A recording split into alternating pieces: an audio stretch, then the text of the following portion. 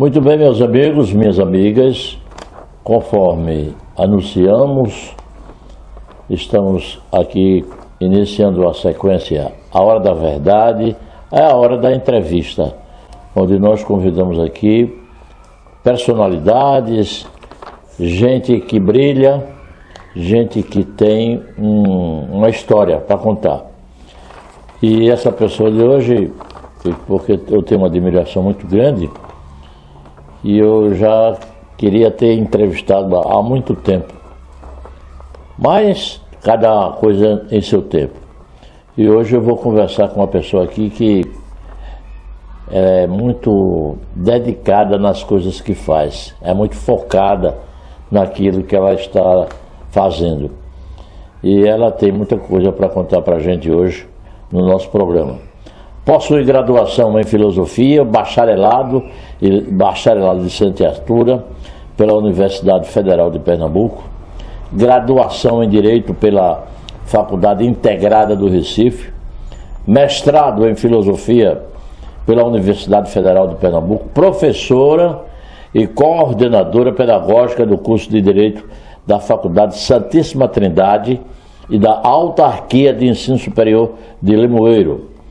Possui mestrado em Filosofia com aprofundamento em Ética, atuando principalmente nos seguintes temas: duração moral, Bergson, trabalho infantil e direito. Atuou como diretora acadêmica da Faculdade de Ciências Jurídicas de Limoeiro, a FACJU, e como coordenadora do curso de Direito. Atualmente exerce a docência nas disciplinas de Direito e Filosofia. É membro do sistema Bases INEP do MEC, sendo avaliadora credenciada para autorização, credenciamento e reconhecimento de cursos de IES, designada pelo Instituto Nacional de Estudos e Pesquisas Educacionais Anísio Teixeira, o INEP, do Ministério da Educação, compondo assim o Banco de Avaliadores do Sistema Nacional de Avaliação da Educação Superior, Bases, através de portaria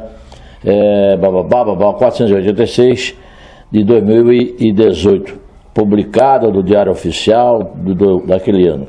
Diretora da Ouvidoria da Prefeitura Municipal de Carpina, trabalhou como secretária de Educação do município de Carpina, secretária de Administração e trabalhou como secretária da Mulher do município de Carpina até março deste ano.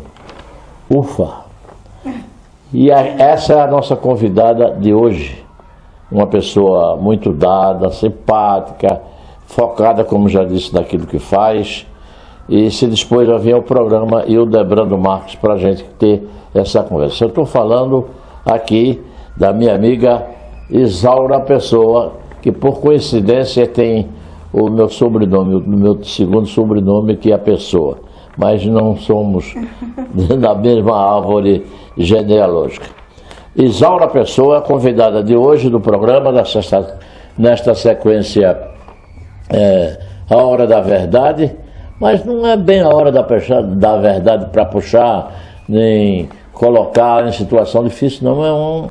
É uma conversa amistosa, é uma conversa para a gente dizer quem é a pessoa, de onde é, de onde veio. Na verdade, ela não nasceu em Carpina, conforme algumas coisas que já foram me ditas aqui em off, mas filha de um conhecedor, filha de um bancário que passou aqui pelo Carpina, uma pessoa muito dada, uma pessoa simpática, foi gerente do Bandep aqui, Kleiber, né?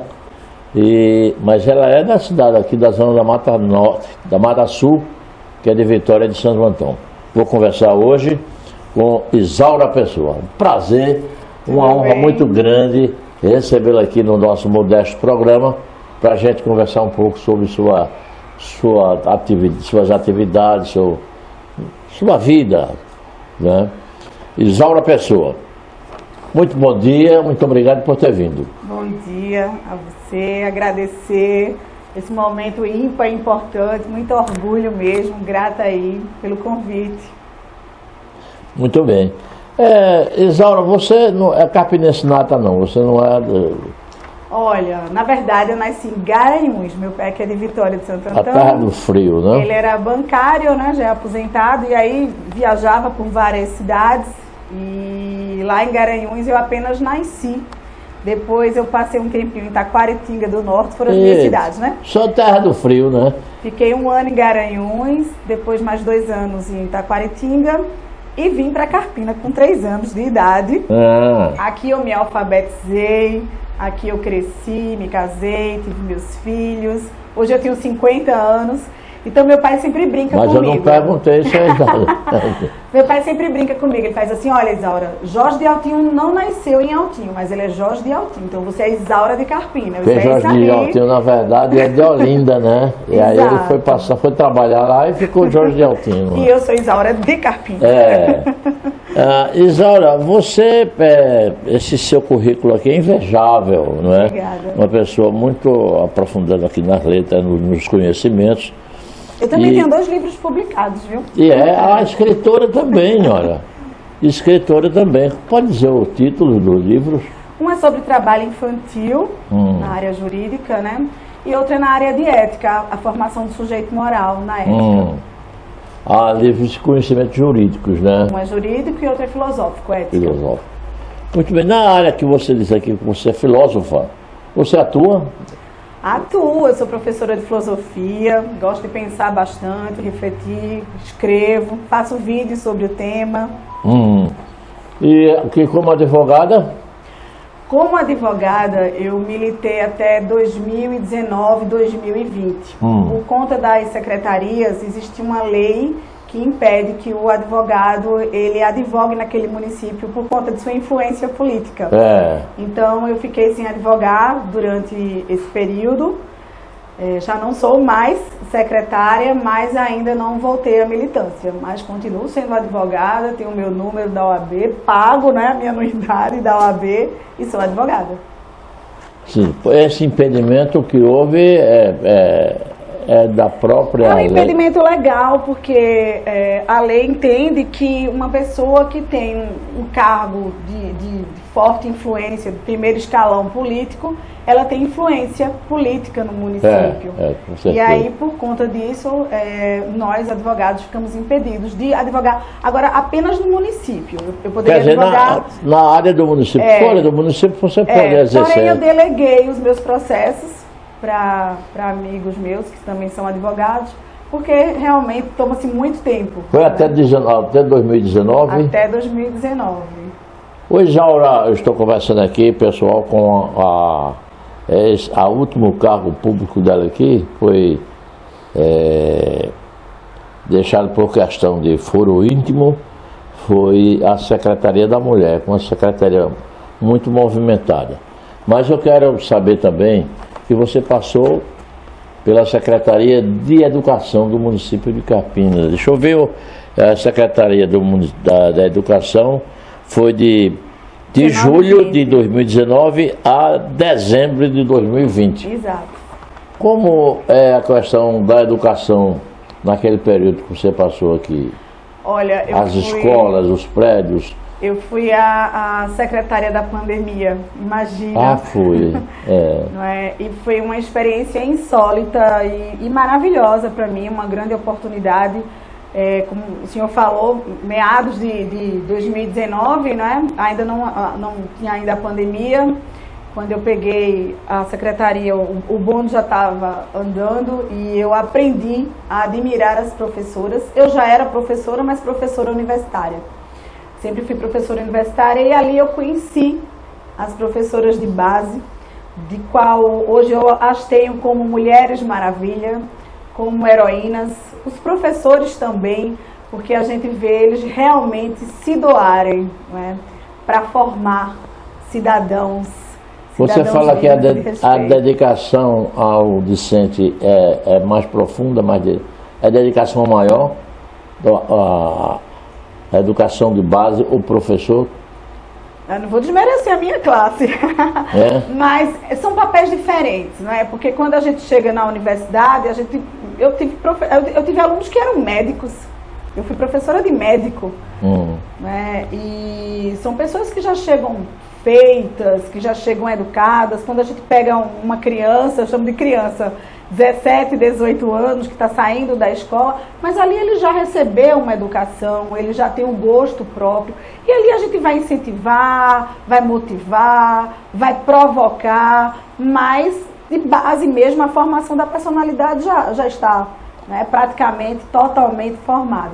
Na escola não, você vai moldar mesmo. Exatamente, né? Você vai pegar a pedra bruta, como se diz, para lapidar. Exato. Né? É um papel, uma responsabilidade muito grande. Até de mãe, né? Exatamente. Às vezes mais do que de mãe, porque a depender, muitas vezes essas crianças não têm mãe, ou não têm pai, ou a mãe está ausente, são criadas por tia, por uma madrinha, pelos avós, e às vezes existe essa carência. Quantas pessoas que eu não já ouvi falar, dizer assim, olha, hoje eu sou um homem que sou por conta da minha professora. Quantas vezes eu não ouvi falar isso? E eu conheço muita gente. Eu também tive a minha primeira professora, Dona Duzinha, era já uma senhora, e eu, um garotão de 8 anos por aí, 7, 8 anos, tinha perdido minha mãe, e foi minha mãe que me colocado lá. Naquela época tinha escolinhas particulares. Ainda tinha naquela época a tal da palmatória. Eu não sei se você conheceu. Não, eu não peguei não, mas minha mãe falava. A palmatória era uma coisa, uma truculência muito grande, porque tinha tal da... a cartilha de ABC, que era para a gente ir fazendo frases e tal, e tinha tal da tabuada, minha gente. Muita gente que... Eu peguei a tabuada. Que você pegou. E aquele ensinava a gente a aprender a somar, a multiplicar, a dividir, e certas equações. Então, aquilo, a professora inventava lá um quadro que pegava um aluno e dizia, quanto é 8 vezes 6?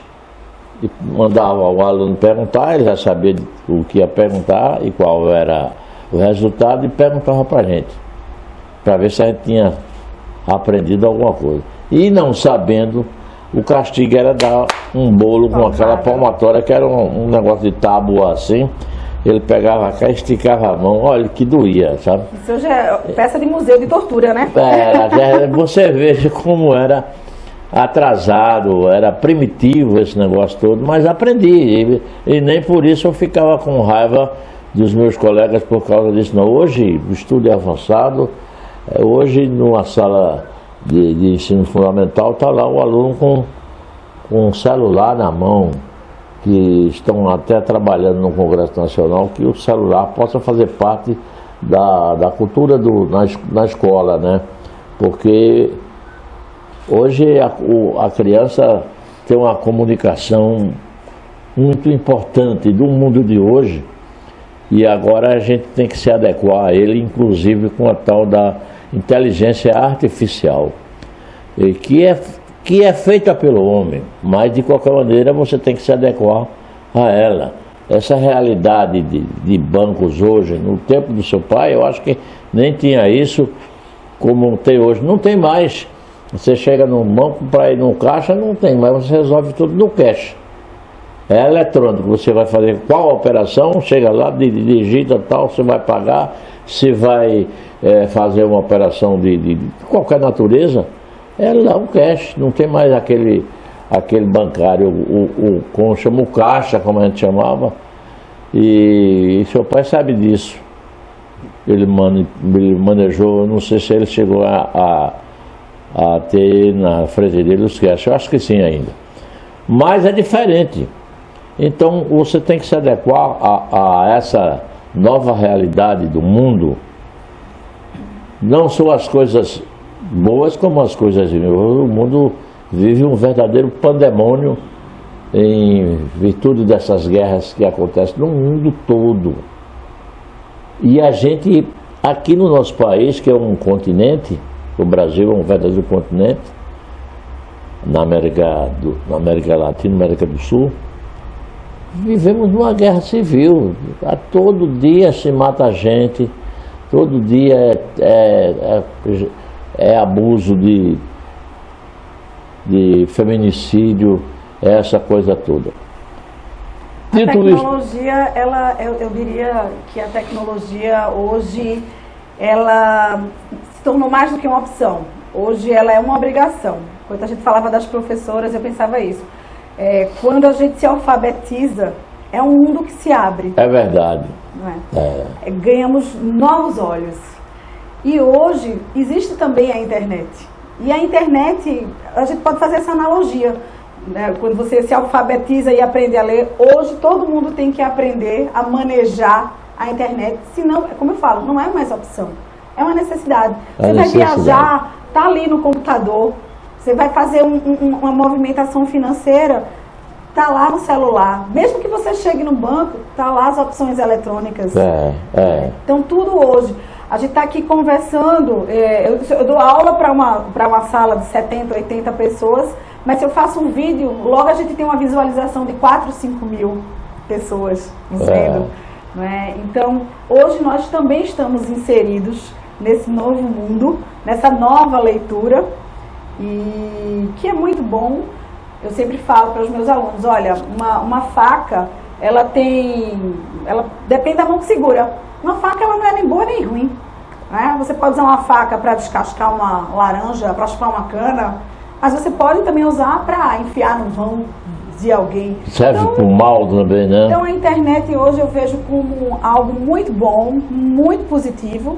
Seria ótimo e tem sido e é. Eu sou advogada da época da internet e quando eu vou peticionar, eu falo para os meus alunos, né? Sou professora no curso de Direito, falo para eles, olha, eu fico imaginando os nossos antepassados, porque errou a petição, tinha que datilografar tudo novamente. Antigamente era tudo. Hoje você vai no Google, Ctrl+C, Ctrl+V, você pesquisa, você tem toda uma jurisprudência de imediato na sua mão, você paga sites que te atualiza, que te mantém informado, isso é muito bom.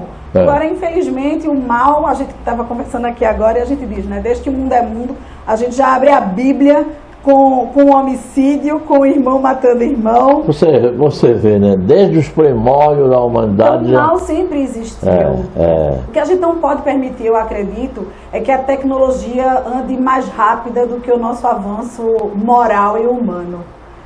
É preciso se separar o joio do trigo, porque do jeito que a internet nos beneficia, hoje eu vou a pouco a banco. Eu faço tudo de casa, meus pagamentos. Você vê essa questão de viajar. Antigamente a gente viajava, levava um maço de papel aqui, era para entregar, fazer o check-in, não sei o quê. Hoje eu compro a passagem, eu troco a minha passagem pelos pontos que eu tenho do meu cartão de crédito, já abro um QR Code no meu celular, chega lá, não fala com ninguém mais no aeroporto. Vou direto no portão, no gate, QR Code, pá, passou, cadeira tal, tá tudo certinho. Quer dizer, facilita muito a vida da pessoa. Mas também temos que ter cuidado, porque o mal, como você disse, ele está espalhado. E pega uma ferramenta dessa, que é muito útil no mundo todo.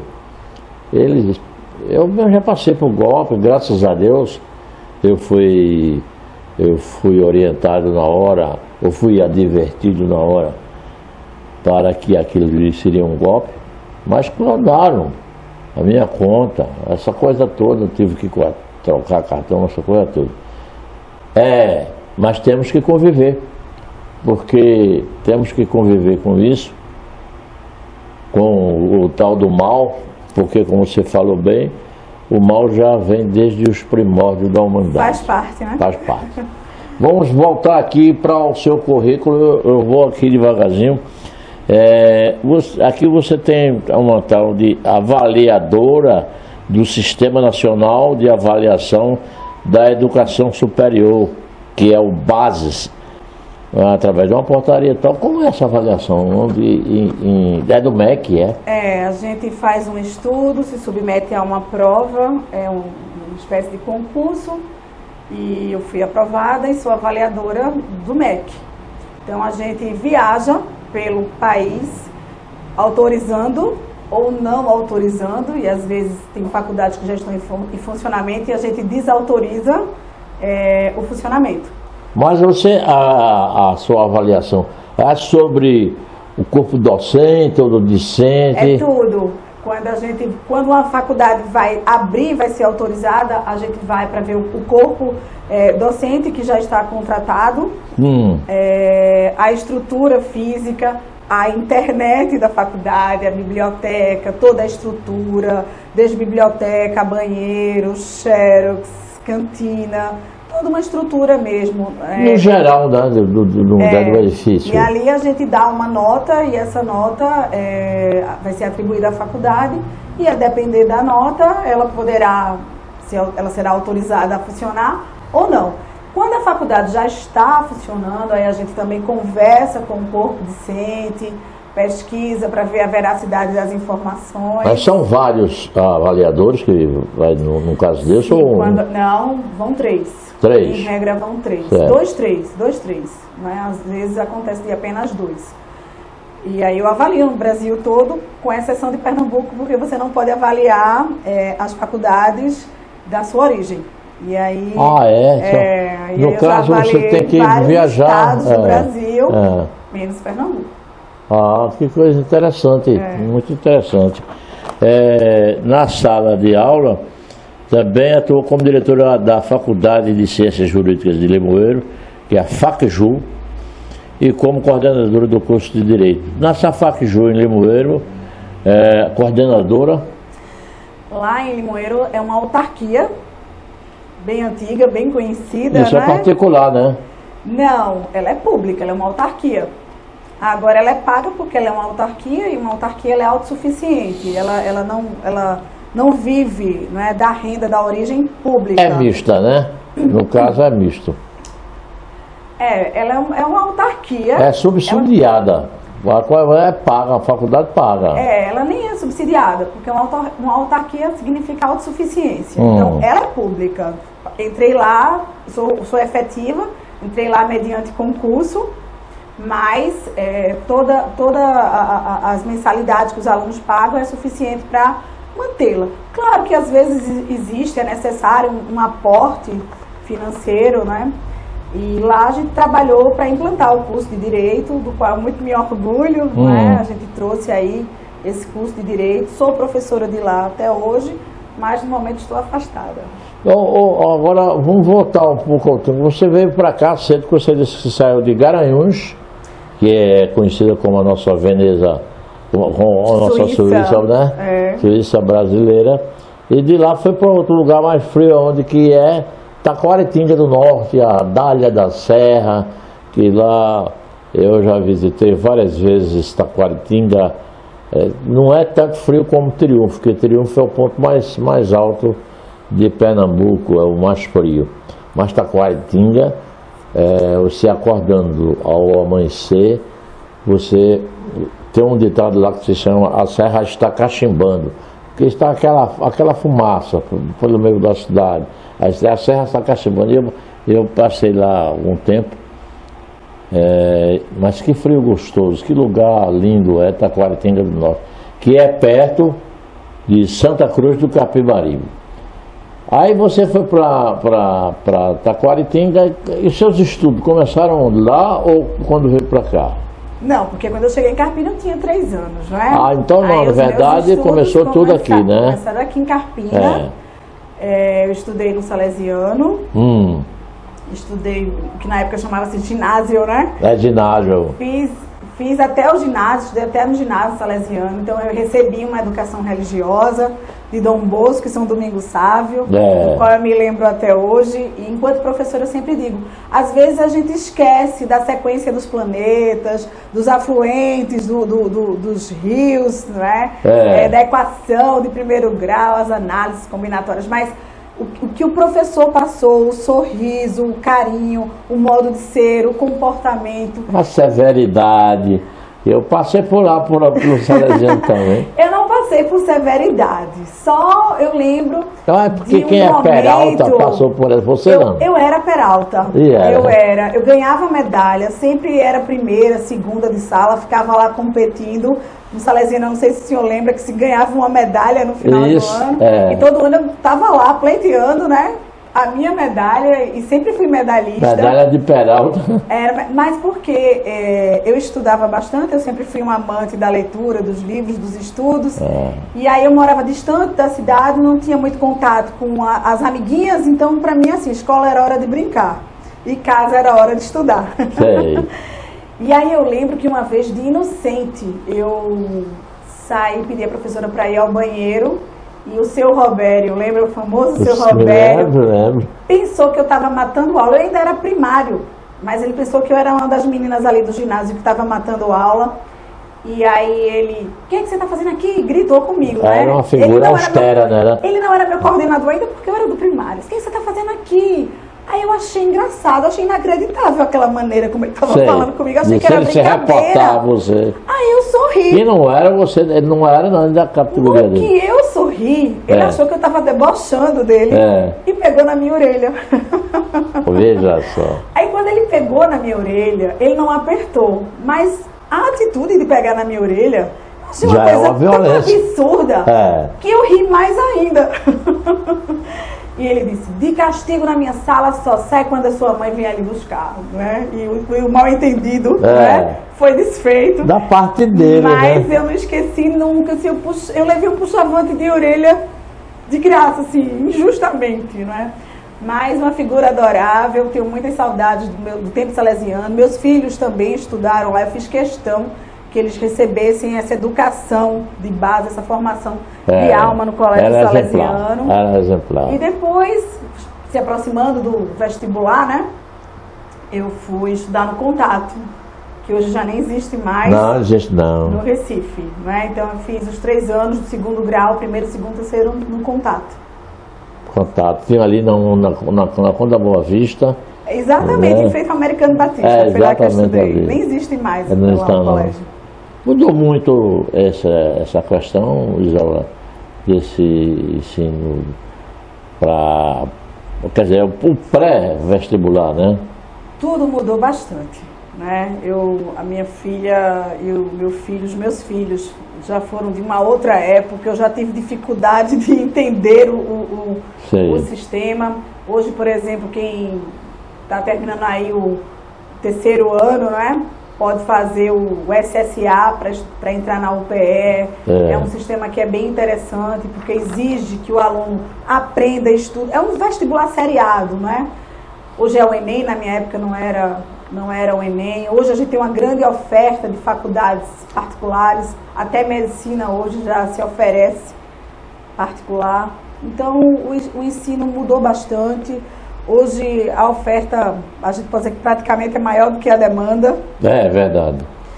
Mas isso é muito bom. Quanto a isso aí, do governo Lula, do primeiro governo Lula para cá, ele aumentou muito o número de faculdades no Brasil.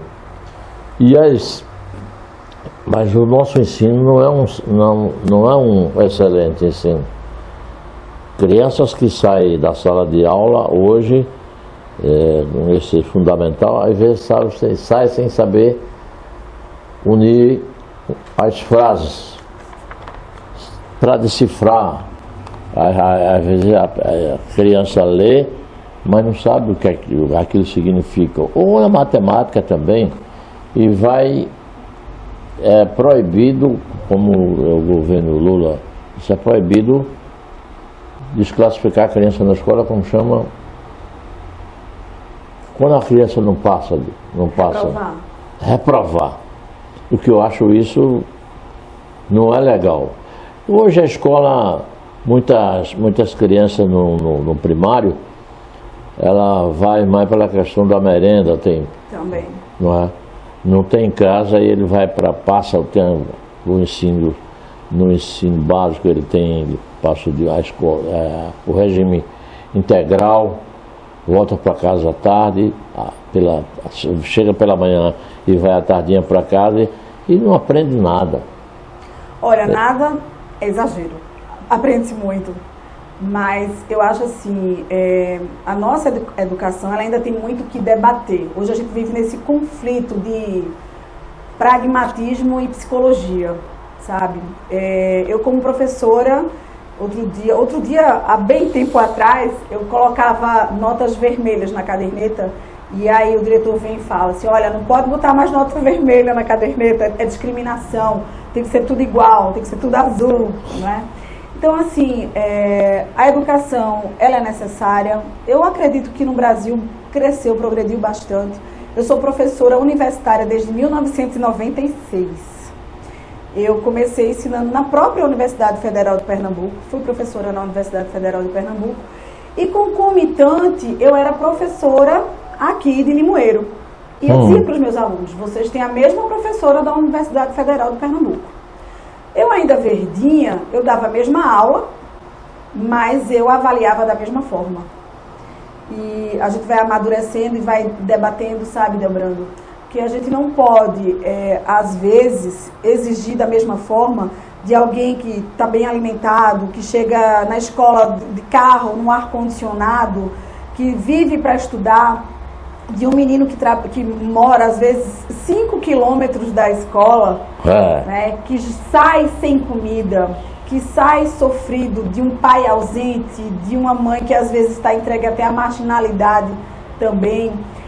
Eu, enquanto professora universitária, eu fico muito feliz porque eu cheguei em 96 a ser professora de elite, mas depois eu cheguei a ser professora de pedreiro, de empregada doméstica, de filhos de empregada doméstica. O proletariado, no caso. E eu vejo isso como uma evolução muito grande. A gente abrir oportunidades, porque eu aprendi estava até falando essa semana para os meus alunos, dizendo assim, olha, a questão da hermenêutica, da interpretação, é muito bom você interpretar uma pessoa, para não dizer julgar uma pessoa, dizendo assim, se eu fosse ela. Mas o importante é você estar lá no lugar dela para julgar ela. A famosa frase, o ponto de vista é a vista a partir de um ponto. Então não é aquele que está lá e eu aqui na fresca, julgando, apontando. Então eu digo que Deus é muito justo porque Deus é muito empático.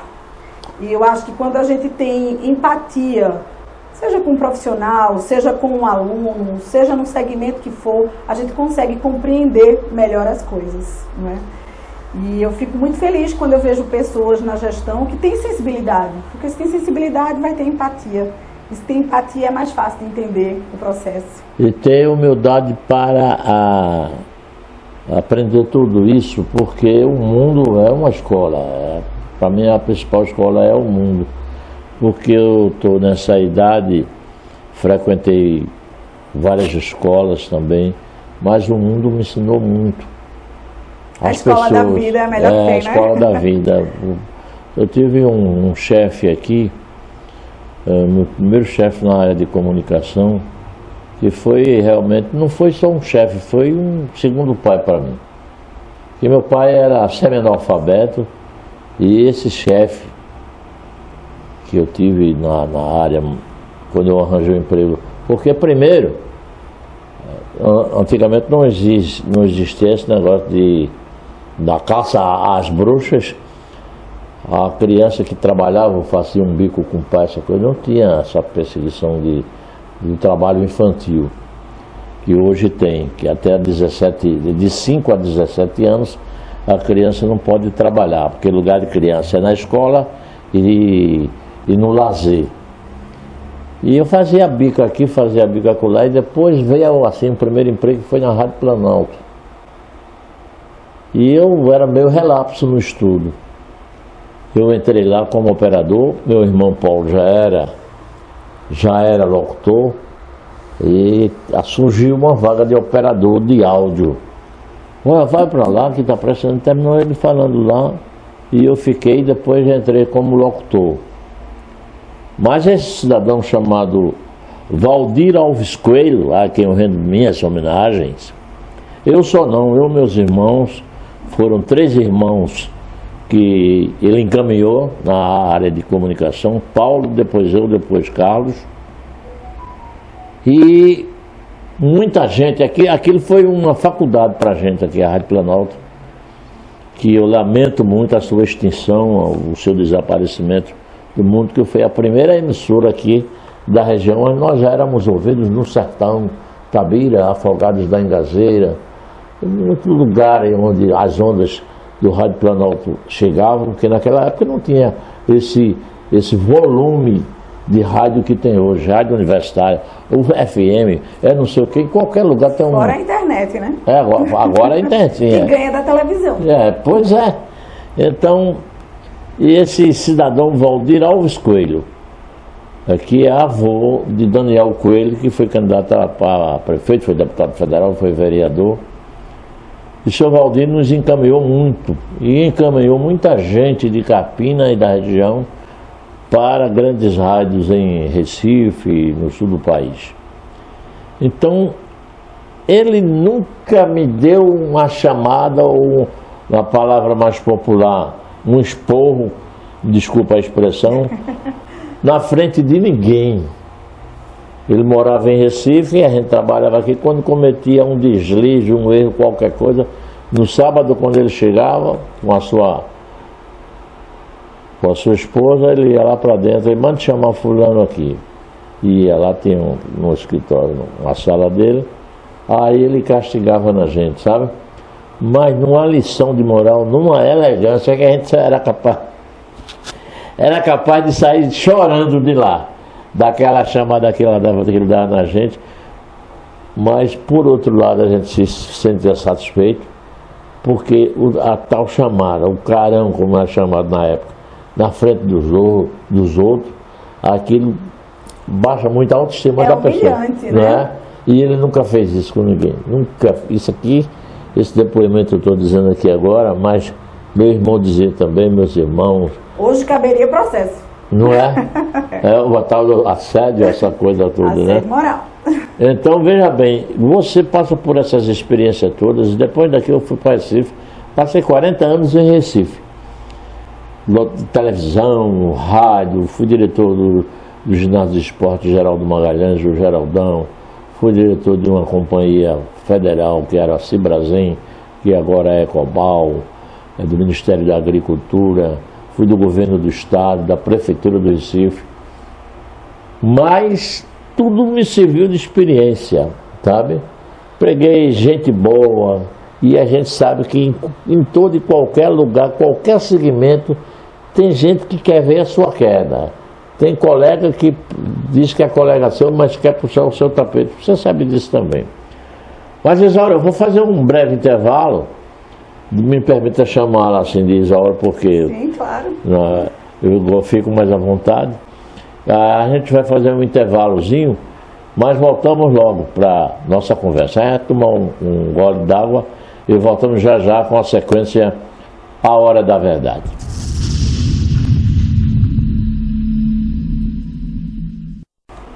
Bem, minha gente, voltamos. Um abraço a todos e vamos dar aqui prosseguimento à nossa conversa na sequência A Hora da Verdade. Eu hoje estou conversando com Isaura Pessoa, advogada, filósofa, participou aqui da vida pública do nosso município com grande dedicação pelas secretarias em que esteve, deixou uma marca por onde passou. Mas antes de voltar à nossa conversa, eu queria pedir para vocês se inscreverem no nosso canal, programa aí o Debrando Marques, toca lá no sininho e você fica já sabendo o que acontece no nosso programa, nas sequências que nós temos aqui com Ramos Silva, Papo Rápido, com o doutor Ney Araújo, que é o doutor advogado, previdenciarista e trabalhista muito preparado, e os conselhos que eles dão na sua sequência é muito importante. Além de participações de amigos, como Carlos Peruca e outros, e também as sequências de mosaico cultural, que é muito interessante nós mostrarmos a nossa cultura regional e algumas coisas também do Brasil. Então inscrevam-se, toque lá no sininho, programa Hildebrando Marques, todo sábado, e fica lá armazenado para quando você puder assistir. E a gente agradece demais por isso. Eu já estou inscrita. Está inscrita? Graças. Bom, prosseguindo aqui, agora nós vamos conversar com Isaura Pessoa, conversar sobre a sua vida pública. Ela foi secretária de Educação, e isso a gente já falou aqui das dificuldades, porque ela pegou um período muito sacrificante, que foi exatamente no começo da pandemia. Criança não ia para a escola, faltava, e isso eu sei que foi muito difícil para qualquer gestor. Mas você também foi secretária de Administração e foi secretária, por conseguinte, da Secretaria da Mulher.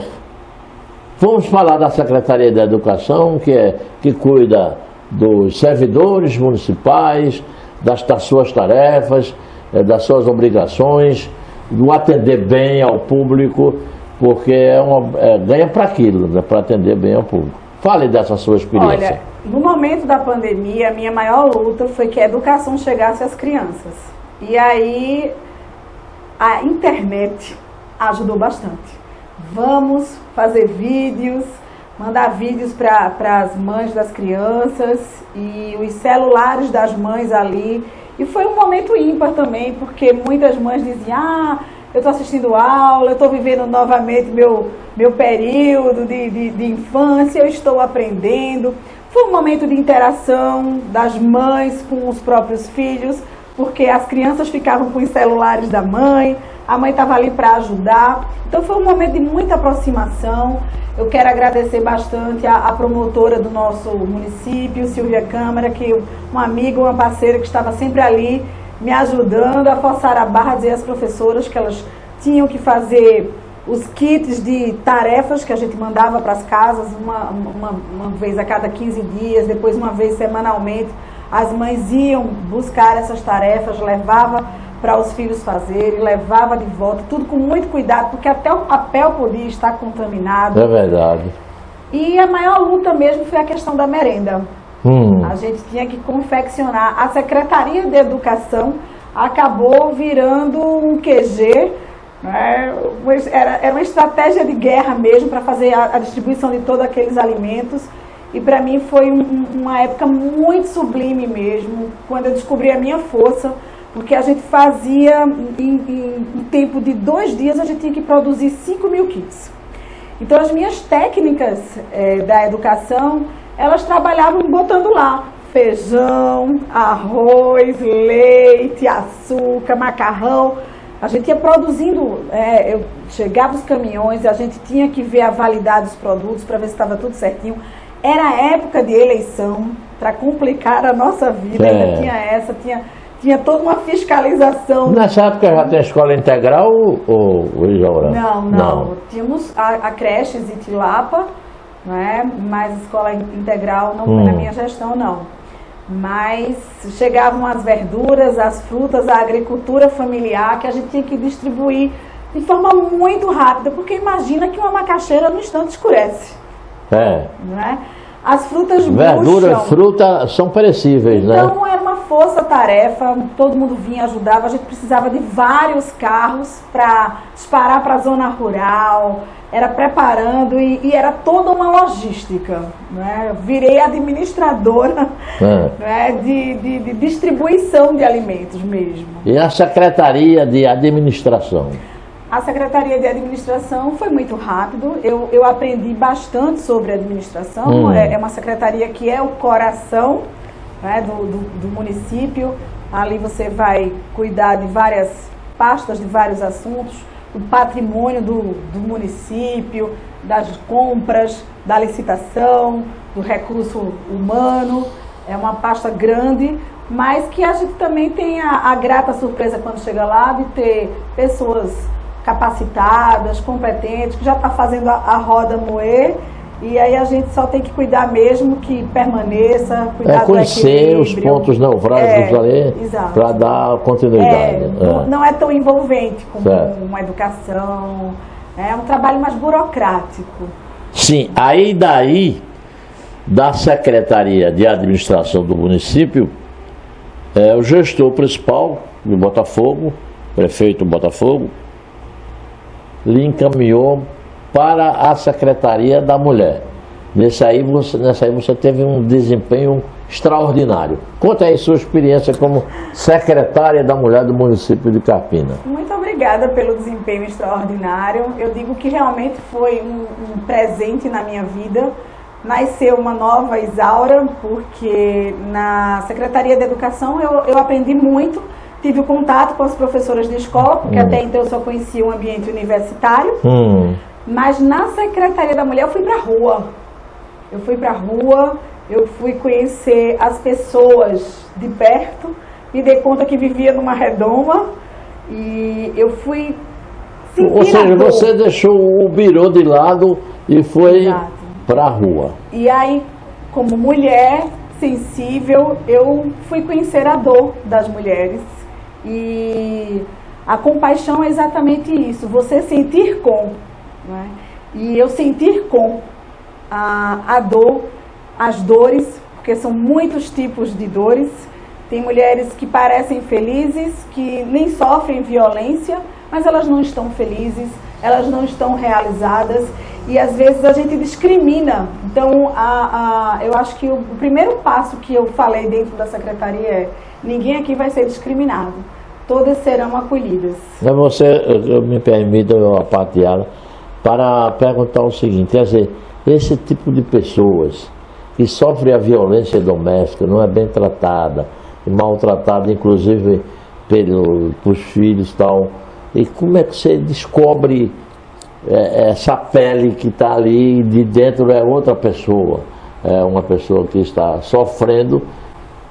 Como é que você teve a sensibilidade de chegar ao ego dessa pessoa? Olha, quando eu cheguei na secretaria, eu reuni a equipe e disse: olha, o que não é visto não é lembrado. Então a primeira coisa é a gente dizer que a gente existe. As mulheres agora vão ter que saber dentro do município que existe um ponto de apoio para elas. Então logo chegam as mais corajosas, as destemidas, né, para reclamar aí a violência que sofria. Mas eu sabia que tinha mulheres que sofriam caladas. Então, fizemos vários tipos de ação, vários tipos de projetos, e eu tinha o meu preferido, que é até hoje, que a gente chamava de Mulheres na Comunidade. Então, a gente sai de dentro da secretaria e nós vamos cair em campo. Aí eu levo cabeleireira, eu levo professora, eu levo pessoas religiosas. Eu levo ali uma série de... uma força-tarefa. Levo advogada, levo psicóloga, levo assistente social e vamos palestrar. E ali palestrando, tem umas que a lágrima já denuncia, eu fico arrepiada. Toca. A lágrima já denuncia, tem outras que ficam olhando com muita atenção e ali a gente já e outras mais arredia, né? Então... ali a gente já aponta, já senta, e quando você começa a conversar, aí ela já desarma, não é? Depois a gente foi fazendo também cursos dentro da secretaria. Isso que eu queria perguntar, porque eu gosto às vezes de frequentar uma feirinha artesanal que foi criada lá na Secretaria da Mulher, e vejo muita coisa interessante, inclusive uma das minhas irmãs, Simone Marques. Um beijo, viu, Simone? Ela me fala muito bem desses cursos que você implementou lá, e ela participa e vai para a feirinha e tal, vai o filho dela também, o Marquinhos, e todos falam bem desses cursos, né? E eu já fiz filmagem, assim, ali tem uma praça, parece que é a Praça dos Emancipadores, é uma praça que fica... A gente sempre ficava ali, ficamos uma época na frente agora me foge o nome, a gente ficou na frente do restaurante Sabor Brasileiro, né? Pronto, ali, em frente à igreja São Sebastião por ali, né? Pronto.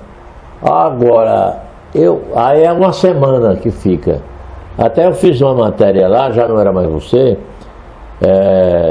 eu fiz uma matéria, digo, olha, isso aqui tem que se expandir mais, só uma semana no mês é pouco.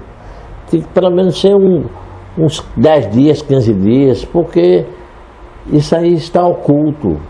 Esses produtos que elas fazem em casa só aparecem nessa época. Uma semana é muito pouco para isso. E tem coisas interessantes, né? Tem gastronomia, tem artesanato disso, daquilo, outro e tal. E eu fiz a matéria lá. Tem até a escritora Maria José, com os livros dela lá para vender. Comprei livro para ela. É da UCEA, inclusive, e tal. Eu digo, Delbrando, é muito bom você vir aqui e tal, não, mas a gente tem que brigar aí com quem quer que seja os próximos gestores para aumentar 2 semanas no mês, né? Não é? Porque passado esse tempo, você leva esse produto para casa. Se não for seus amigos que vai lá para ver, que sabe que você faz aquilo, só daqui a outra feirinha dessa. Olha, é uma maravilha aquilo, tem gastronomia, tem tudo, né?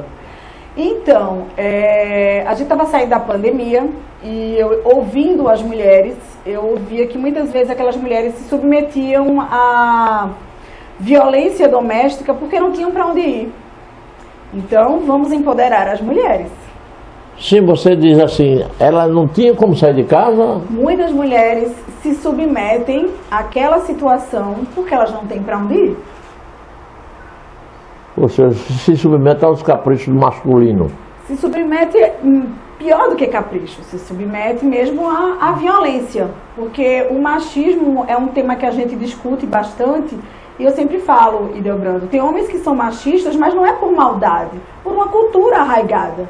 Né? Nós mulheres temos. E o nosso país é machista hoje extremo. A própria Bíblia é machista. Né? Eu sou professora de História também, de Direito Romano, e eu sempre falo para os meus alunos, olha, todo o nosso direito está fundamentado em Roma.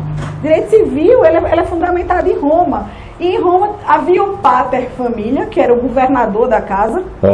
Então, a princípio, o pater família pode decidir até dar pena de morte para um filho, para a esposa, e não tem ninguém para reclamar. Muitas vezes se morria um pater família e a família toda com o patrimônio era enterrado vivo junto. Né? A gente sabe disso na história. E claro que a coisa foi se civilizando, evoluindo bastante e continuamos evoluindo.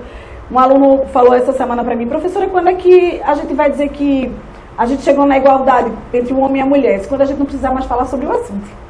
Quando a gente não precisar mais falar sobre o assunto, é porque está tudo igual. Você como advogada, o que é que você acha da Lei Maria da Penha? Você acha que realmente ela... ou ainda falta muita coisa para que... A Lei Maria da Penha é uma das mais perfeitas do mundo. Ela é muito eficiente, sim, e efetiva. Mas como tudo nessa vida, ela não é perfeita. E às vezes o que falta não é a lei. Lei a gente tem, e boa. Às vezes o que falta é a aplicação, estrutura para aplicação e mais do que tudo, coragem do aplicador.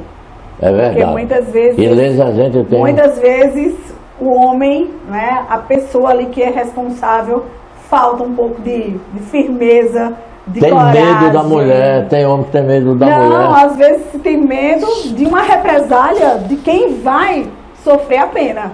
Certo. Né? Infelizmente o medo é algo instintivo do ser humano e às vezes ultrapassa o limite e chega à covardia.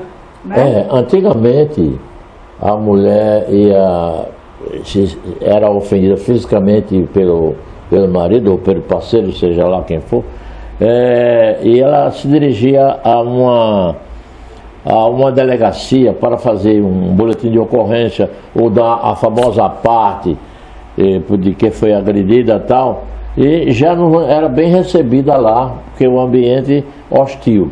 Era recebida por um agente mal encarado e tal, ou um delegado que olha assim, já vem, problema para a gente aqui. E com a Lei Maria da Penha, me parece que essa coisa mudou um pouco, né? Não mudou totalmente. Olha, aqui em Carpina nós temos né? Eu, enquanto cidadã, também tenho a minha disposição, né? Mas, assim, enquanto estava ali naquela pasta, liderando aquela pasta, nós tínhamos grandes parceiros. Agradecer a doutor André, a doutora Mariana, a doutora Silvia Câmara, os nossos promotores, o delegado Bruno e todos que fazem parte da equipe da delegacia. Temos mulheres que trabalham na delegacia. Eu consegui montar uma câmara técnica, essa câmara se reuniu por algumas vezes, eu não sei como é que... O que era a câmara técnica? Quando a gente funciona em rede, o que é funcionar em rede? Não é a secretaria sozinha, porque a secretaria ela não tem poder de polícia. A secretaria não vai prender ninguém. Às vezes a mulher chega lá desesperada, a gente acolhe, oferecemos uma casa de apoio para elas se esconderem por um tempo, mas a gente não vai prender, não é? Então, a Câmara Técnica é quando se reúne o juiz, o promotor, o representante da OAB, a Secretaria da Mulher, a própria secretária do Estado, o coronel da Polícia Militar, Fabiano, coronel Fabiano, gratidão também a Fabiano, que nos ajudou bastante. Então, reuníamos e cada um ia falar os pontos nevrálgicos. E eu dizia, olha, vocês estão faltando isso. E eles diziam, olha, vocês estão faltando isso. E dali, daquele debate, daquela dialética, a gente tirava ali coordenadas para atuar de forma mais efetiva. E aí trabalhávamos em rede, tá? Unido, o fórum, a delegacia, a secretaria, a OAB, o próprio Estado, a polícia, né? Então, é uma Câmara realmente muito forte. Eu sei de um empenho seu, que aliás eu elogiei muito isso de sua parte, que você querer trazer para cá, junto com esses órgãos que você acabou de falar aí, mas à frente, a Secretaria da Mulher, você quis trazer para Carpina uma delegacia da mulher. E não conseguiu, saiu de lá e não conseguiu. Em que pé ficou essa questão de trazer a delegacia da mulher? Eu acabei ficando famosa por conta dessa delegacia. Olha, essa delegacia foi uma eureka na minha cabeça, sabe? Eu bastante incomodada com a demanda de Carpina, muito grande. Carpina já chegou a ser a segunda da Mata Norte mais violenta, né? E a culpa não é da gestão, a culpa não é da secretaria. Às vezes a gente tem que ter mesmo uma força, é uma cidade grande, é uma cidade que vem crescendo cada vez mais, não é? É a capital da Mata Norte, uma região bem forte mesmo. Então, o delegado começou a falar para mim, olha, Isaura, 40% da demanda de BO aqui é violência doméstica. Quando eu saí, ele já me dizia que estava em 80, minha gente. Olha, isso que ele dizia era o delegado da delegacia normal. Da delegacia da DP normal. Então, qual é o raciocínio? Ora, se o delegado tem que parar os crimes comuns para cuidar de uma exorbitante demanda de violência doméstica, atrapalha tudo. Ele nem consegue dar conta da violência doméstica e atrapalha também a própria criminalidade comum dentro do município. Então, uma vozinha disse, né, Deus fala com a gente, Isaura, você precisa fazer um abaixo-assinado. Juro que foi assim. Veio aquilo. Você tem que fazer um abaixo-assinado, você vai ter que pleitear, você vai ter que pedir uma delegacia especializada da mulher. E aí a gente saiu, eu e a minha equipe, uma equipe que trabalhava bastante. Saiu para onde? Para a rua, para o comércio? Olha, eu não tinha mais final de semana. Eu não tinha mais vida própria, porque todo domingo eu estava numa igreja para catar assinaturas. Então a gente foi para a Feira Livre, a gente foi para as lojas, a gente foi para as escolas, a gente foi para o comércio, né? Então onde tivesse gente, a gente ia para as festas, mas muito bem aceita, né? Situação e oposição era tirando foto, assinando, todo mundo fortalecendo. E aí no final eu tive a grata sorte, né? Para mim é por um acaso, mas para Deus nada é por acaso. A governadora veio no ano passado para cá, acho que em setembro, outubro, não lembro bem agora, de 2023, que era o Escuta Pernambuco. E aí a minha pasta era segurança, porque Secretaria da Mulher é pasta de segurança. E aí foram formados blocos saúde, educação, segurança, e lá estava eu. Então, o secretário que tivesse algo para apresentar, levaria a sua pauta, e entre aqueles, um deles seria selecionado para falar com a governadora. E aí, dentro da pasta segurança, me elegeram naquele momento, me escolheram para estar diante da governadora, porque eles sabiam, né, eu colhi aproximadamente 13 mil assinaturas em 90 dias. Ou seja, eu digo que se a gente tivesse passado mais tempo, se a gente tivesse ficado exclusivamente naquilo que a gente tinha, os cursos, a feira, o fórum, a delegacia, tudo isso para resolver, né? Então, tinha uns horários que a gente saía, todo mundo se espalhava. Então, nesse período, a gente conseguiu aproximadamente 13 mil assinaturas. É muita assinatura. Não somente de carpinenses, mas também como das cidades em torno. E eu já estava numa articulação que as outras cidades circunvizinhas já tinham concordado que fosse uma delegacia regional e que ela tivesse como sede Carpina. Né? E foi nesse momento que depois eu saí, mas aí eu tive o prazer de entregar esse abaixo-assinado nas próprias mãos da governadora, que eu tinha o maior ciúme, escondi em casa para não pegar fogo, para não sumir, para não roubar, porque eram muitas assinaturas, não é? A responsabilidade tirei xerox, digitalizei, mas a original só entrego eu, pessoalmente, à governadora. E aí ela veio para Carpina, eu entreguei, e a minha parte, e todos os cidadãos que me ajudaram, aqueles que assinaram, outros quiseram assinar, mas não tiveram oportunidade, mas que estão na torcida, a gente está aí até agora, aguardando, está nas mãos da governadora, e vamos esperar, porque eu ainda tenho esperança que Carpina merece e precisa. E você sentiu receptividade da governadora ao receber esse Sim, ganhei abraço, ganhei beijo. Mas aí a partir dali já saía da minha competência, já saía da minha alçada, porque aí era entre o gestor e ela, né? Escute, você me disse aí há um pouquinho atrás de que a mulher que quando se sentia ofendida em casa, ou maltratada, ou violentada pelo parceiro, em vez da delegacia comum, acho que muita gente tem medo de delegacia, até o homem mesmo tem medo de delegacia. Sim, eu como advogada, meus clientes quando são chamados à delegacia, que eu preciso ir na delegacia, eles têm vergonha de entrar na delegacia. Verdade. É um ambiente hostil. Então, e procurava a Secretaria da Mulher.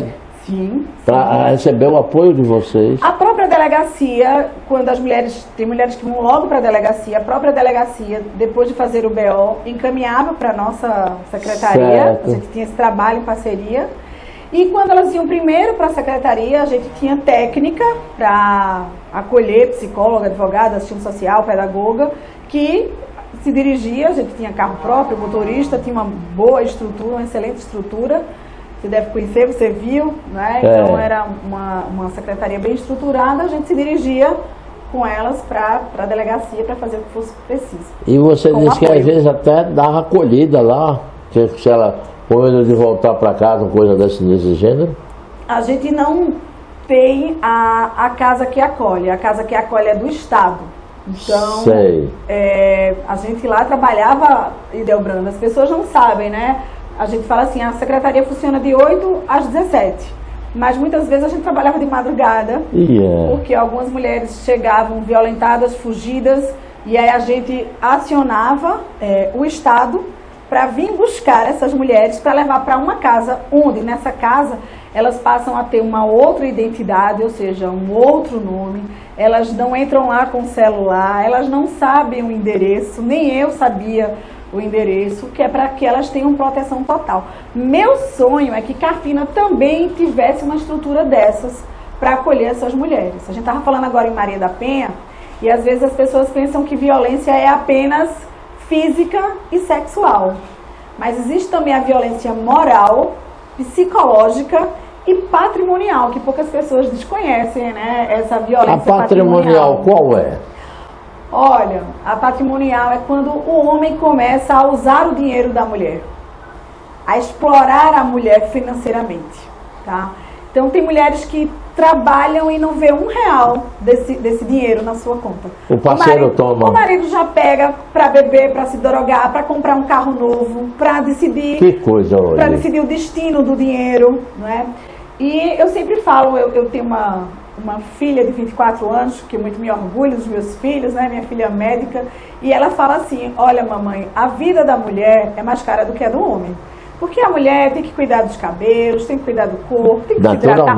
O homem é muito exigente com a mulher, e hoje a própria mulher tem essa vaidade independente, não é? Da vontade do parceiro.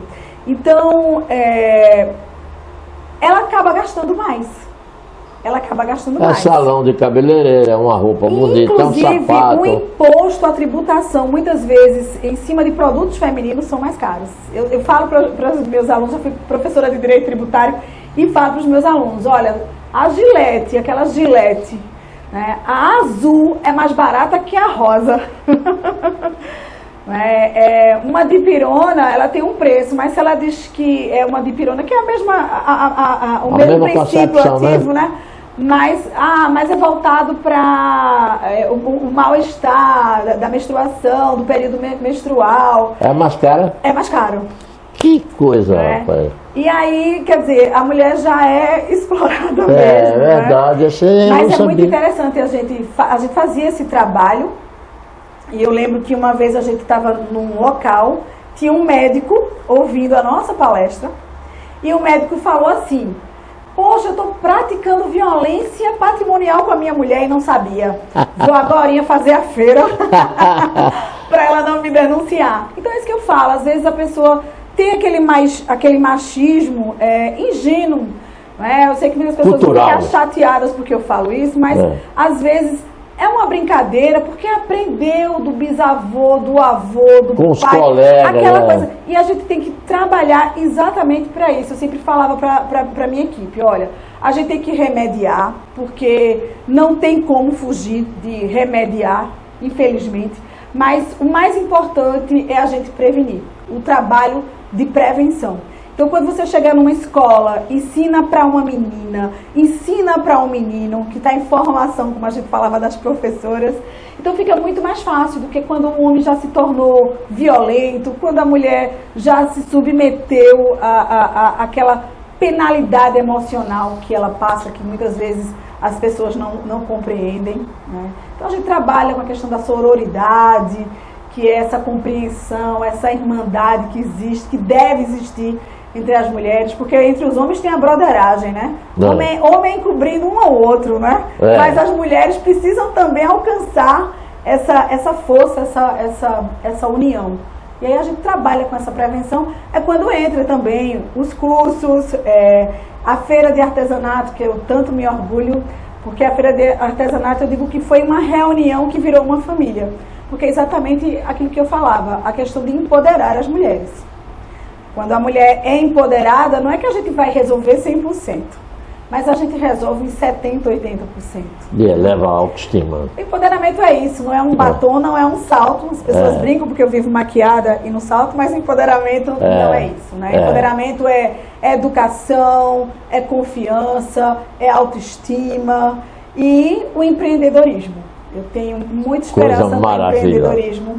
E essa marca, porque você é aquele tipo de pessoa que passa e chega nos locais, você chega da sua maneira, com a sua humildade, e colocando suas posições, os seus conceitos, não é? Vamos fazer assim, mas vamos ouvir essa parte, vamos ouvir aquela outra. Tem que ser uma troca. E vai adquirindo com isso a admiração daquelas pessoas que estão ali. Aí você chegou como não quer querendo e daqui a pouco você toma conta do ambiente. Quando você sai de qualquer lugar que você participou como secretária ou como avaliadora, você já vai deixar uma saudade. O importante é quando você sai do ambiente que alguém sente a sua falta. Que bom, né? E você tem esse dom, você tem essa empatia, que eu admiro muito, porque não é chegar com arrogância que você vai ganhar a admiração e o carinho das pessoas, não. Mas é bíblico, né? Deus prega humildade e mansidão, né? E a gente tem que ter isso em mente. Então, você por onde passou, você deixou a sua marca. Obrigada. Deixou, quando saiu de lá, deixou a saudade, deixou, mas rapaz, Isaura é uma pessoa espetacular. não se arvora com nada, não quer ser mais do que ninguém, com aquela sua serenidade, a sua mansidão, expondo seus pontos de vista. Isso é que é importante. Então você deixou a sua marca, principalmente na Secretaria da Mulher. Mas chegou o tempo da eleição e você teve que deixar a Secretaria da Mulher, que eu não vou aqui questioná-la sobre isso, porque é uma questão de foro íntimo e do jeito que você se portou ao entregar o cargo, foi de uma maneira nobre. Eu tenho assim que você entregou o cargo de uma maneira nobre, sem se dispor com ninguém, e explicou as razões ao mandatário maior. Vida que segue, vida que segue. Aí veio a eleição, Carpina deu uma volta por cima, né?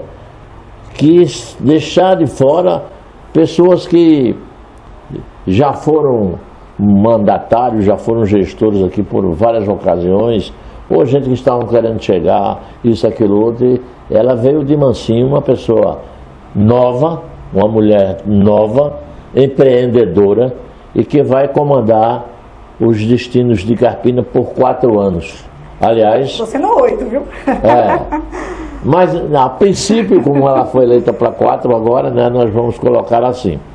E 2028 é o aniversário de 1 século da nossa querida Carpina. E ela tem essa tarefa, essa responsabilidade de fazer, daqui 4 anos, até 2028, fazer Carpina crescer no que mais precisa, porque Carpina cresceu muito na questão do comércio. Mas Carpina precisa avançar em outras áreas, ou seja, um parque industrial, que Carpina não tem aqui uma indústria para abrigar tantos jovens que saem de suas escolas, e a gente está vendo que a governadora está interessadíssima em escolas técnicas, que eu acho importante a escola técnica, porque você saiu do curso do Senai, do Senac, você já está praticamente empregado, porque já tem aquele rumo, o próprio Senai que vai encaminhando as pessoas. Ela agora vai fazer ali de onde era a fábrica da Tacaruna, que é um pardieiro velho que está encravado ali no bairro de Campo Grande, com frente para a Avenida Agamenon Magalhães e para o Shopping Tacaruna, uma escola para pessoas que queiram aprender gastronomia e hotelaria. E mais a função vai fazer também de reforço para professores. Que maravilha! E ela está pedindo mais, que haja mais escolas técnicas para Pernambuco. Você já pensou uma escola técnica em Carpina? Né? Porque às vezes a pessoa faz uma faculdade e não sabe para onde vai. Eu conheço muitos amigos meus. Meu filho mesmo, o mais velho, ele saiu, pai, para onde eu estou procurando, não tem jornalismo. Não, só tinha estágio. Pai, eu me formei, eu estou pronto, estou trabalhando numa grande agência de publicidade, não é? Porque por onde ele passou era estágio. Folha de Pernambuco, Diário de Pernambuco, ele fez para a imprensa escrita. Mas a escola técnica não. Hoje informa um marceneiro, um funileiro, o que seja de técnico. Quando sair dali, daquele curso, já vai ser.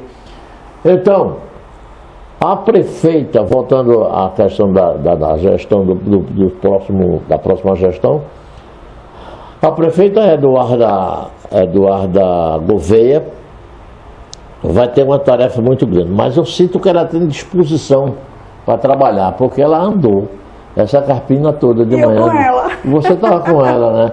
Então, eis aí a questão que, como você esteve mais perto dela nessa eleição, deixou a secretaria por motivos óbvios, que eu não vou aqui nem colocar para você.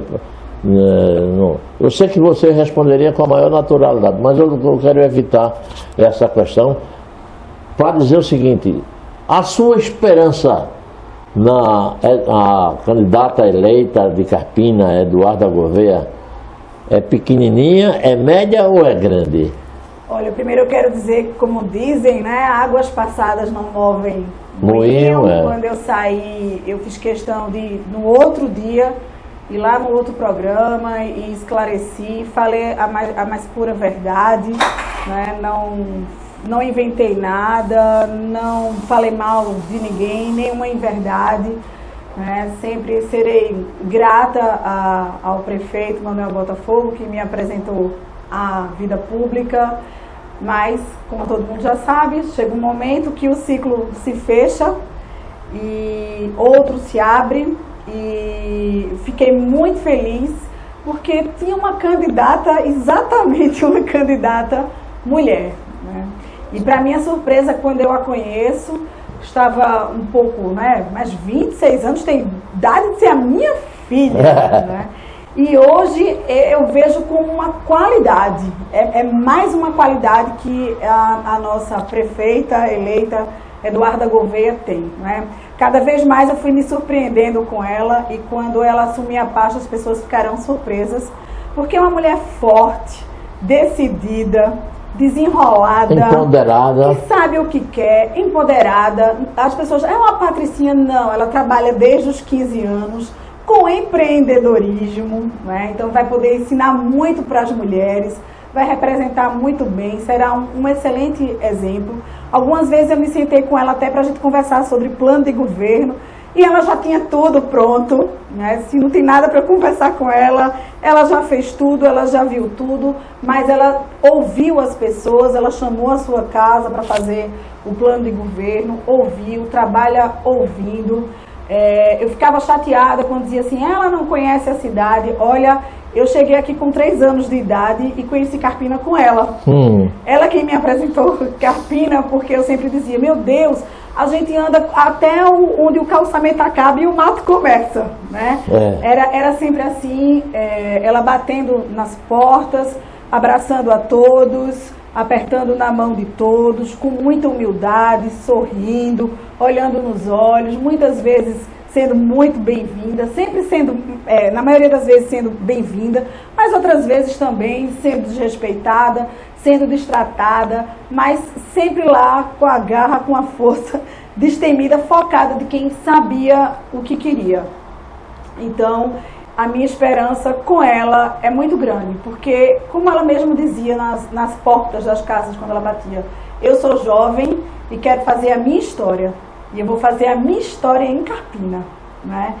E é uma pessoa do bem, é uma pessoa de muita luz. Não foi à toa que as crianças começaram, né, a acompanhá-la, e ela foi juntando as crianças e juntando as crianças. Tinha um mural lá, ela tinha um mural que eu consegui ver.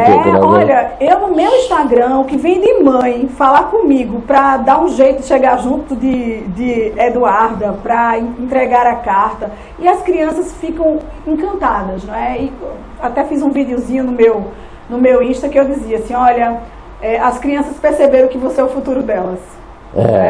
Isso é muito bom. Então, ela tem grandes projetos, ela tem grandes ideias, vem com muita garra, e eu tenho a esperança de ver Carpina uma Caruaru, né? A gente tem poder para isso e temos campo para isso, né? Viemos de uma boa gerência, tá? Viemos sim de uma boa gestão, de uma boa gerência, mas tem muito que fazer, e o futuro chegou agora, e a gente chega aí pegando uma Carpina estruturada, com força, para fazer futuro. Isso que você diz é muito importante, é a hora dos carpinenses darem-se as mãos, juntando-se à gestão e ajudando. E eu fico muito forte, porque é um grupo grande, é um grupo forte. Ela é esposa de um deputado, o deputado vai estar aqui dentro ajudando. A gente pode dizer que Carpina agora tem um deputado novamente, tem um cunhado que é Marcelo Vem o Marcelo prefeito, aí né? como candidato a federal, né, que é uma pessoa que tem força, que tem influência, porque sem força, sem influência, sem articulação, a gente não vai muito longe, né? Carpina é uma cidade muito rica, que tem sim seus recursos próprios, capaz de se manter com seus recursos próprios, mas se vier recursos do Estado, recurso federal, parceria com o privado também, né? Estava conversando agora aqui com ela há pouco, dizendo assim, olha, quando se junta o público com o privado, né? Você coloca uma escola perto de um shopping, aquilo incentiva, aquilo provoca, aquilo estimula. Então o jovem já sai ali da escola com a esperança de ser um empreendedor ou de trabalhar ali, não é? Então é aquela união, a gente vai formando aquela grande rede, aquela grande engrenagem, vai olhando as arestas, vai tentando cobrir essas arestas e vai se fortalecendo. E se Deus quiser, se Deus permitir, que nada é por acaso, né? Eu torço muito para que ela faça uma grande gestão e possa até renovar o mandato, mas são coisas lá para frente. Mas, pela pouca conversa que eu tive com o Duda ou o Eduardo, eu conheço o pai dela, que é vereador do Recife, Alcides Teixeira Neto, neto do grande Alcides Teixeira. Que tem um nome aqui, tem uma rua aqui em Carpina com esse nome, na cidade. O nome dele é do avô. Exato. Então, eu torço como carpinense nato, que eu depois que eu me aposentei, e aposentei do trabalho que eu morava em Recife, 40 anos passei lá, fiz questão de voltar para minha terra, porque eu adoro isso aqui. Eu também. Isso para mim é a melhor cidade do mundo. Eu digo, eu não nasci em Carpina, mas eu pretendo morrer em Carpina. Eu digo, vou voltar para minha terra. Fiquei sozinho e tal, e digo, sabe de uma coisa? Minha terra é lá. Meus filhos, não pai, fica aqui, não quero te dar privacidade de ninguém, vou voltar para a minha terra, que eu adoro, que eu acho a melhor cidade do mundo, geograficamente falando, e tem um povo bom, pacífico, hospitaleiro. E Carpina tem cultura, Carpina tem lazer, né? E vai ter muito mais. Esse verde que tem essa cidade, essas ruas, essas praças largas, enormes, que eu andei tudo isso por aí, não encontrei essas praças que a gente tem aqui no Murilo Silva, Otávio Guerra. Carpina é especial. Tem não. Carpina é especial. Agora estamos chegando ao final da nossa conversa, a Isaura Pessoa, e eu gostei muito, mas você tem filhos, né? Você é casada com um amigo meu que chama Danilo Coelho, que é filho de Williams Coelho e Dona Graça, uma pessoa que eu tenho uma admiração toda especial. O Williams era meu amigo e Dona Graça era eu acho que foi o meu conceito de homem para com Dona Graça, que foi uma das mulheres mais bonitas, não só de Carpina, mas da região. E a elegância com que ela trata as pessoas, a educação, a finesse. Dona Graça é especial, eu sou admirador dela, assim como conterrâneo. Eu quando saía do carnaval, a gente ia para casa do pai dela ali, seu Pedrito ali, na frente dos pandadores, eu tocando sanfona, ia beber o genipapo, o vinho de genipapo. Então eu tenho um carinho muito grande por ela, Dona Graça. E você tem quantos filhos? Eu tenho um casal, uma filha de 24, que é médica, e tem um filho de 18, que está entrando agora na Universidade Federal de Pernambuco, não quis ser médico, resolveu entrar na área da tecnologia, vai fazer ciências da computação. Muito bom. É o avanço, é o que vai... Exatamente. Né? Ele está pensando bem. Mas, Isaura, eu estou muito satisfeito, feliz que você tenha vindo para cá para a gente ter essa conversa, essa troca de informação. E já era seu admirador e fico muito mais ainda. Tem uma caneca aqui que eu vou lhe ofertar para você levar, tá com água ainda. Minha, muito obrigada. Né? E é a caneca do programa Hildebrando Marques. Tintim. É uma lembrancinha. Muito obrigado, viu? Um grande abraço. Feliz porque você ter vindo, repito. E até uma próxima. Tá muito obrigada pela oportunidade, viu? Muito obrigada. Espero ter contribuído aí. E os nossos munícipes, os nossos concidadãos aí, Deus abençoe a todos vocês, a todos nós. Questão de contribuição, você é que nos dá essa oportunidade e enriquece o programa com a sua vivência, com por onde você passou, esse seu desempenho, essa sua simpatia. Isso é muito bom para o programa. Obrigado, viu? Até a próxima. A gente volta daqui a pouco, tá certo?